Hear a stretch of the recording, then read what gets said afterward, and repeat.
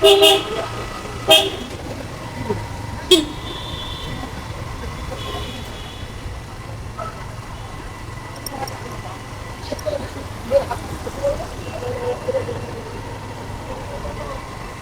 আলাইকুম dear audience,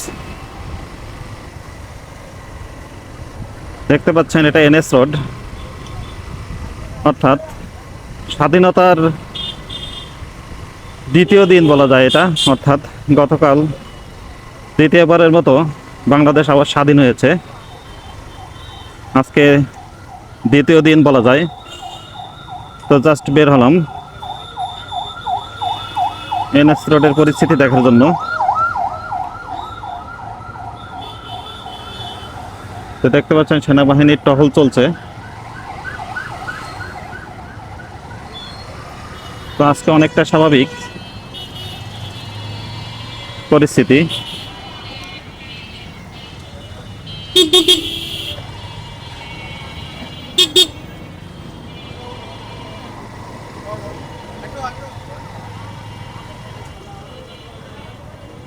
সামান্য কোঠা বিরোধী আন্দোলনের পরিপ্রেক্ষিতে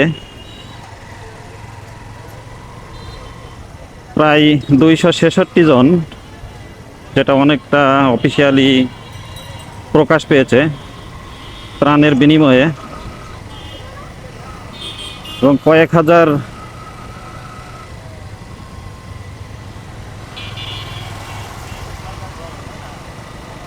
কোটা বিরোধী আন্দোলনকারীর আত্মত্যাগের বিনিময়ে বাংলাদেশ দ্বিতীয়বার স্বাধীন হয়েছে। দেখতে পাচ্ছেন এনএস রোডের অবস্থা।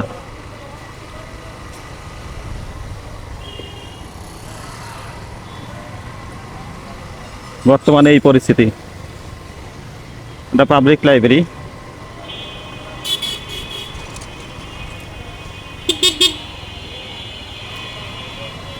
জনজীবনে অনেকটা প্রশান্তি ফিরে এসেছে।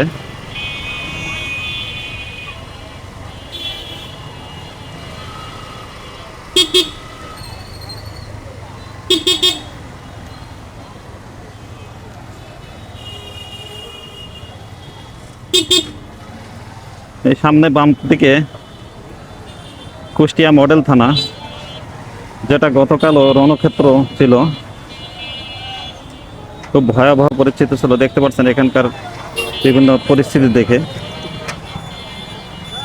যে বিভিন্ন মানুষ এখনো পোড়া টিন বিভিন্ন কিছু নিয়ে যাচ্ছে। বিধ্বস্ত অবস্থা, এখনো আগুনের ধোঁয়া বেরোচ্ছে।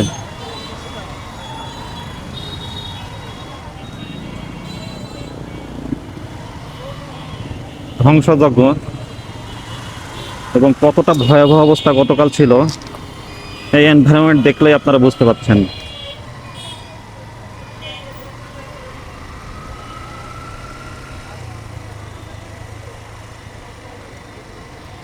তো সামান্য একটা কোঠা বিরোধী আন্দোলন, যেটা খুব সহজেই থামিয়ে দেওয়া সম্ভব ছিল, যেটার জন্য এত প্রাণহানি, এত ধ্বংসযজ্ঞ, এটা দরকার ছিল না, কিন্তু অনাকাঙ্ক্ষিতভাবে ঘটনাগুলো ঘটেছে, আর যার পরিপ্রেক্ষিতে আজকে দেশের এই অবস্থা। এবং দীর্ঘদিনের একটা গুমোট অবস্থা থেকে মানুষ স্বস্তির নিঃশ্বাস ফেলছে। এই সামনে দেখছেন মুজিব চত্বর, অর্থাৎ টোটালি ভগ্ন দশা।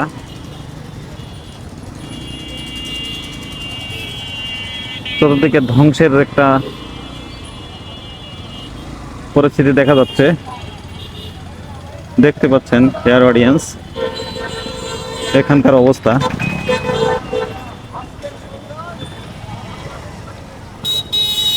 মূর্তি ভেঙে দেওয়া হয়েছে।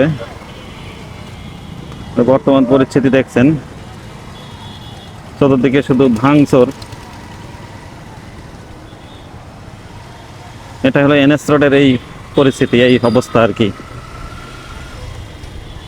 তো আমি সামনের দিকে অগ্রসর হচ্ছি, অর্থাৎ এনএস রোড থেকে যেটা খুলনা কুষ্টিয়া রোড, ঢাকা রোড মহাসড়ক, সে মহাসড়কের দিকে অগ্রসর হচ্ছি।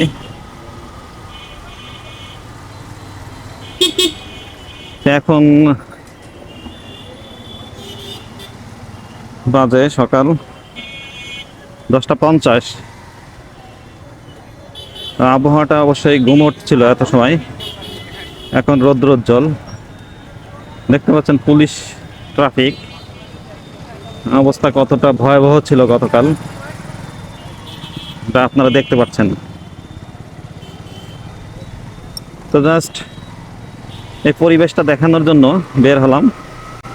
আসলে দ্বিতীয়বার স্বাধীনতা পেয়েছে বাংলাদেশের মানুষ, মুক্তিকামী মানুষ।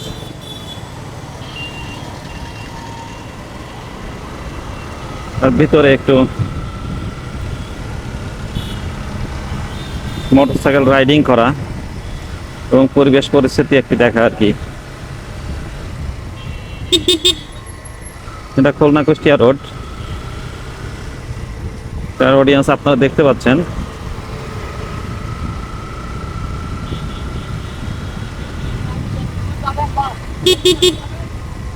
তো অফিসিয়ালি 266 জনের লিস্ট অলরেডি প্রকাশ পেয়েছে। আরও কত স্টুডেন্ট যে মারা গেছে, স্টুডেন্ট না, সাধারণ পাবলিক আছে এর ভিতরে, রিক্সা চালক, শিশু আছে, কিশোর আছে, সাধারণ নাগরিক আছে, খেটে খাওয়া মানুষ আছে, অসংখ্য মানুষ মারা গেছে। পাশাপাশি কারো চোখ গেছে, কেউ অন্ধ হয়ে গেছে, কারো হাত পা, অনেকে মৃত্যুর সাথে পাঞ্জা লড়ছে। তো এই অবস্থার এত বড় একটা ঘটনা ঘটে গেল, এত রক্তপাত, এটা প্রয়োজন ছিল না। সামান্য কোঠাবৃত্তি আন্দোলন শুরুতেই এটা বন্ধ করে দেওয়া যেত, বাট আজকে এই পরিস্থিতি। তো এটা দেখতে পাচ্ছেন সামনে বিআরবি হসপিটাল। এদিকের পরিবেশ পরিস্থিতি অনেকটাই ভালো। উপজেলা রোড ডান সাইডে, বাম সাইডে বিআরবি হসপিটাল, নিউলি কনস্ট্রাক্টেড, এখনো প্রক্রিয়াধীন আছে, আন্ডার কনস্ট্রাকশন দেখতে পাচ্ছেন। তো এই অবস্থায় বের হয়েছি, আসলে কতটা অবস্থা, কতটা ভয়াবহ অবস্থা, গত কয়েকদিন সবার উপর দিয়ে কতটা প্রেশার গেছে, সেই জিনিসটা একটু অবলোকন করার জন্য।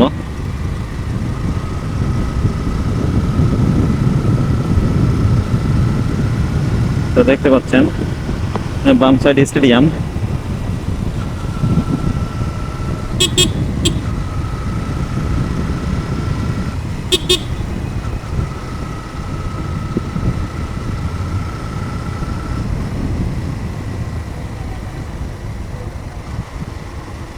শোনা, আজকে বেশ কয়েকদিন বাইক নিয়ে বের হওয়া হয় না, পরিস্থিতির কারণে আজকে বেশ কয়েকদিন পরে বের হলাম, সিচুয়েশন বুঝে শুনে।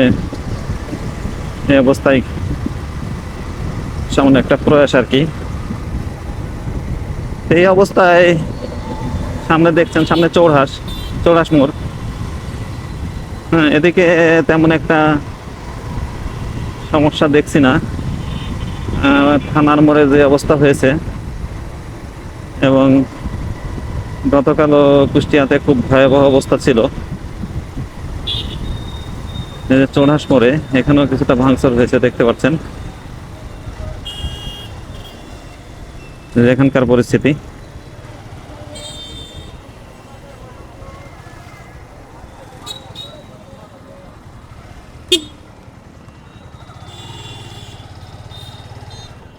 এখানে এটা চতুর্দিকে বাউন্ডারি ছিল, যেটা সম্পূর্ণ ভেঙে ফেলেছে, বর্তমানে এই অবস্থা আর কি।